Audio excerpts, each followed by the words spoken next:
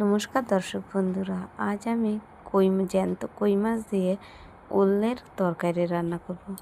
প্রথমে কই মাছগুলো কেটে ধুয়ে নিয়ে আসার পরে তেলের মধ্যে দিয়ে মাছগুলোকে ভেজে নিচ্ছি। এদিক ওদিক করে মাছগুলোকে ভেজে নিলাম। ভাজা হয়ে গেলে মাছগুলোকে এক এক করে তুলে নিয়েছি। তুলে নিয়ে কড়াইতে তেলের মধ্যে জিরে আর ধনে দিয়ে দিয়েছি। ওই ভাজা তেলের মধ্যে দিয়ে জিরে ধনেটাকে আস্তে আস্তে ফুটে তুলে নিলাম হাতা দিয়ে। তোলা হয়ে গেছে। এবার আমি ওল যে ছিল, ওল দিয়ে তরকারি করব, সেই ওলটাকে সিদ্ধ করে নিয়েছিলাম। ওই যে জিরে ফোড়নটা, তার মধ্যে ওলগুলোকে দিয়ে দিলাম।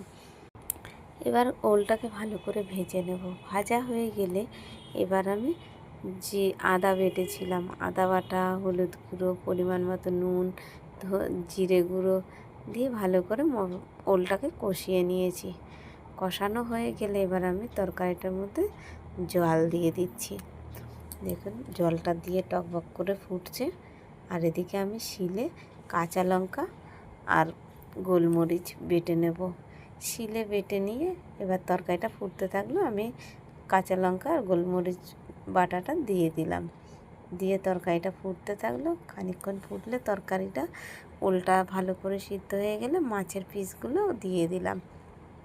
জ্যান্ত কই মাছগুলো ঝোলের মধ্যে দিয়ে এরকমভাবে ফুটে ঝোলটা যখন কমে এলো, তরকারিটা হয়েই গেছে।